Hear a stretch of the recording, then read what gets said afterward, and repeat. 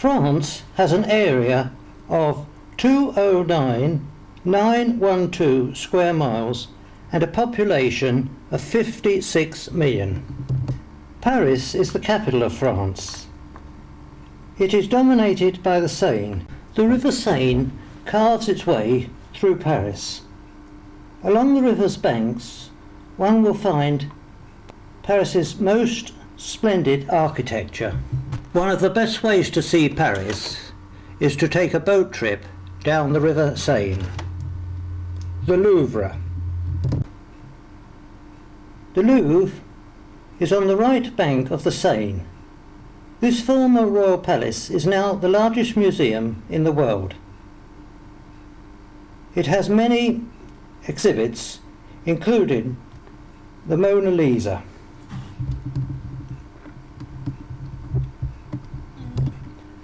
Notre Dame Cathedral, one of the world's architectural masterpieces, a place of worship since pagan times, completed in the 14th century.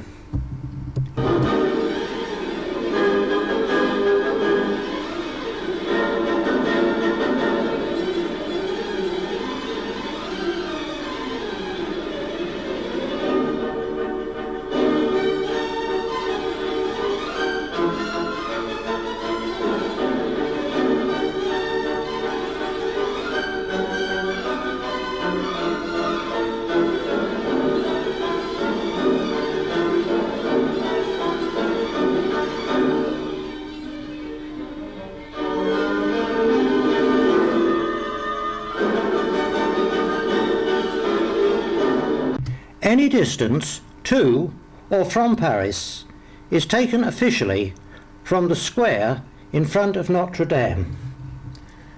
This former royal palace subsequently became a prison and now houses government departments. The Statue of Liberty, no, not the real one, but a copy, to remind the French people that it was the French government that gave the Statue of Liberty to the American people. No visit to Paris is complete without visiting the Opera House. The ceiling is lit by an immense crystal chandelier hanging below. The Italian-style horseshoe-shaped auditorium has 1,900 red velvet seats. The stage is 60 metres high, consisting of a 45-metre flyover and a 15-metre understage area. It is 27 metres deep and 48.5 metres wide.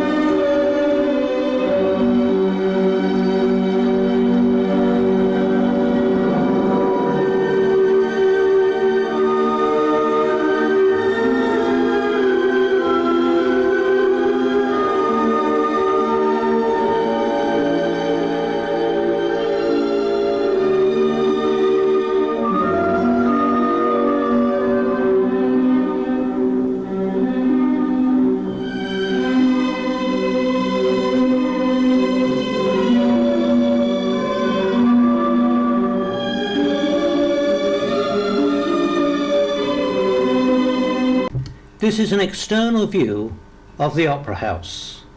One can observe opera figures carved into the building.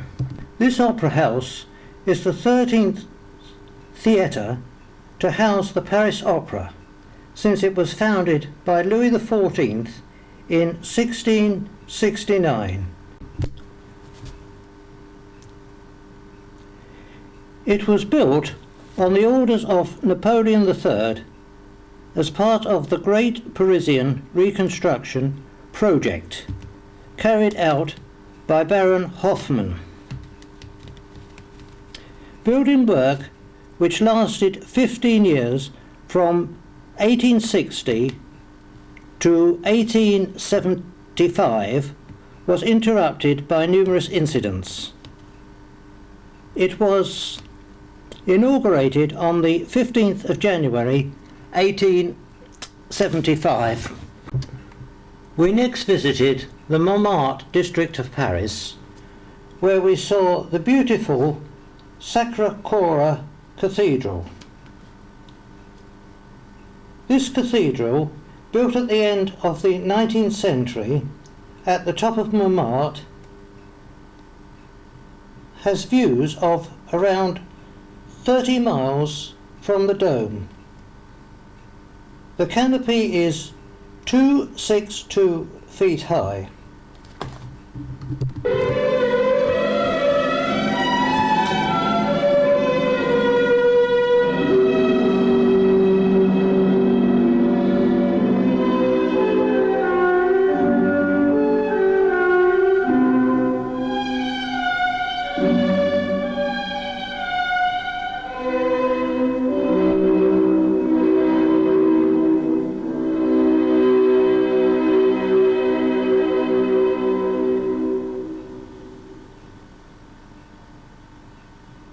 After day touring, we then decided to continue our tour of Paris by night. We first visited the Arc de Triomphe. The Champs-Élysées leads up to one of Paris's most famous monuments, the Arc de Triomphe. Built by Napoleon as a triumphal arch dedicated to the glory of the Imperial Army. The names of some 600 generals are inscribed on the walls. The tomb of the unknown soldier reminds the world of the soldiers who died for their country. No visit to Paris is complete without seeing the Eiffel Tower. The Eiffel Tower, which stands at a staggering 1,051 feet, and provides breathtaking views of the city, was built in 1889. It was built to commemorate the centenary of the Revolution. It was the world's tallest building until the Empire State Building was erected in 1931.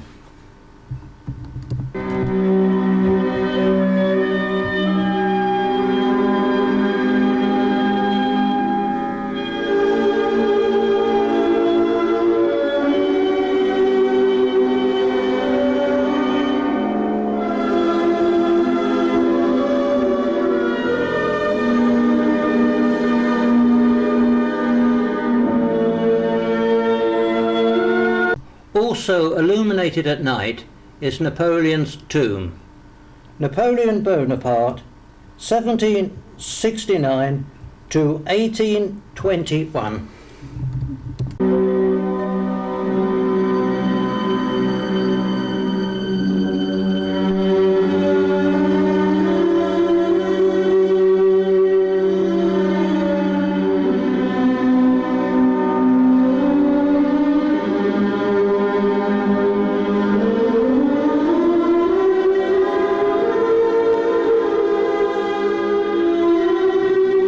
Finally, we saw the Eiffel Tower illuminated.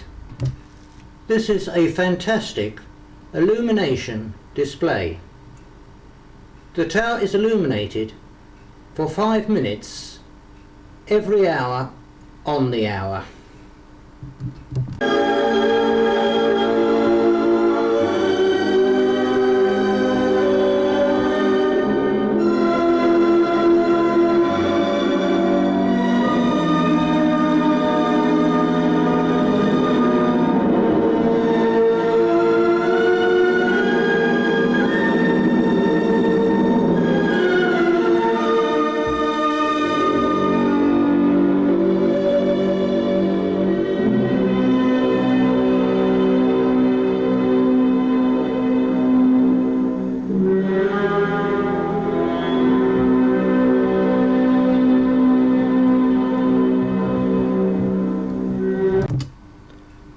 The wonderful cathedral city of Chartres is 88 miles from Paris.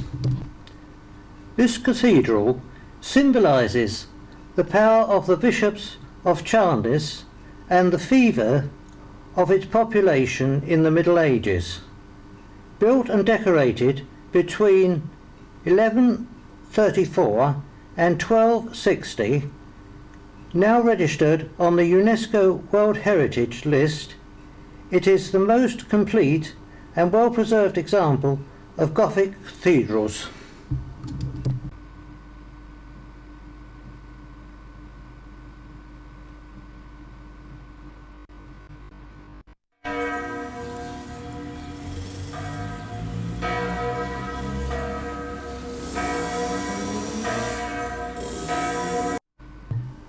After the fire of 1194,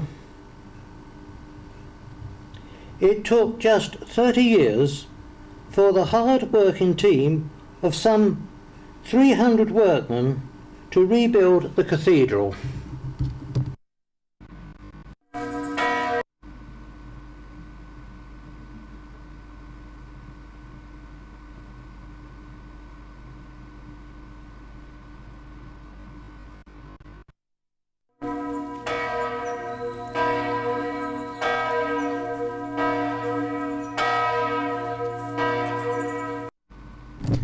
Chartres has a population of 42,059 people.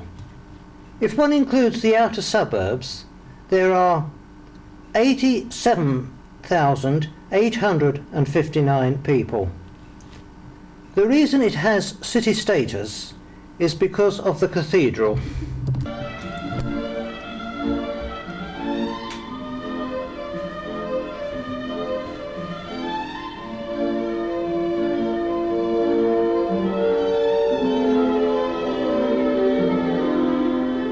We now visited the interior of the cathedral.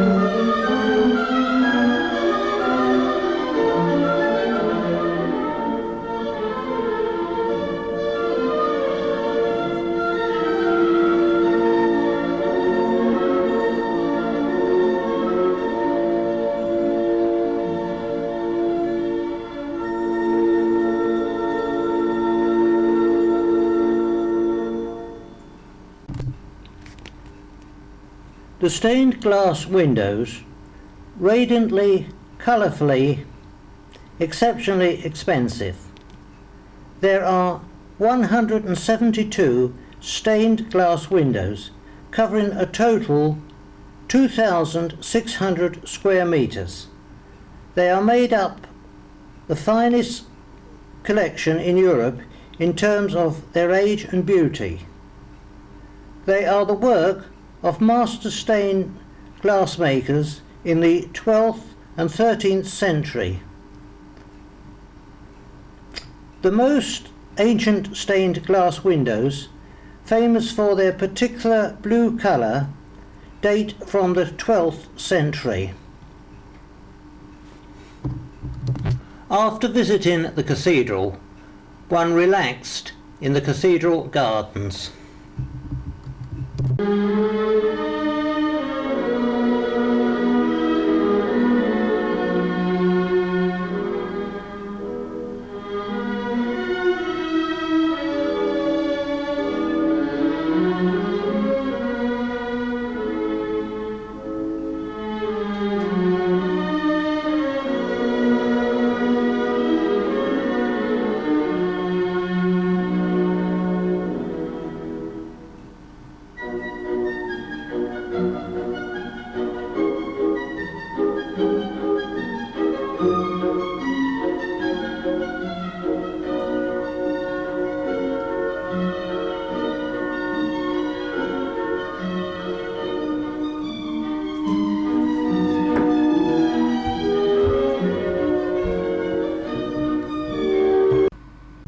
Versailles. This is a statue of Louis XIV. Versailles is a town in north-central France. The Chateau of Versailles. The Chateau of Versailles was the residence of the French kings from 1678 to 1769. It was built in 1631 by Louis XIII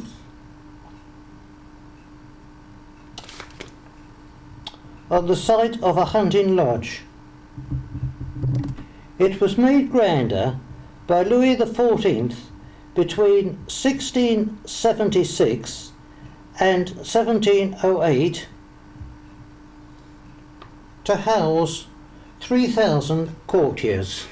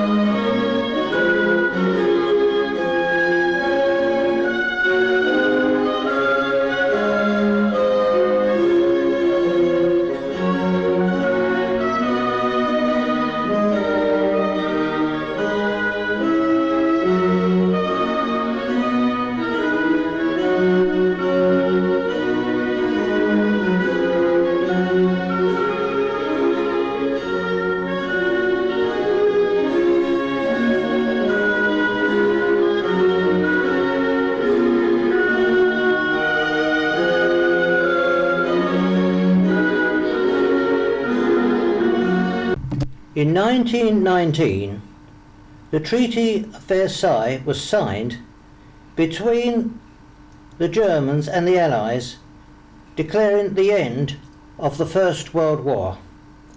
It was signed in the Hall of Mirrors in the Chateau of Versailles.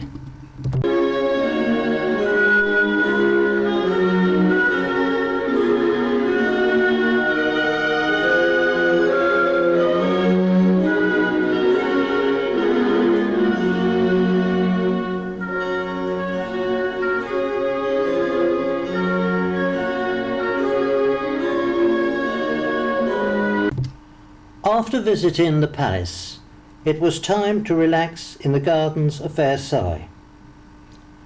Louis XIV loved the gardens as much, or maybe even more, than he did the chateau. Practically until the day he died, he presided over the work they involved, walked in them often, set his most spectacular festivities in them as a backdrop, and accompanied his most important guests there, as well as foreign ambassadors.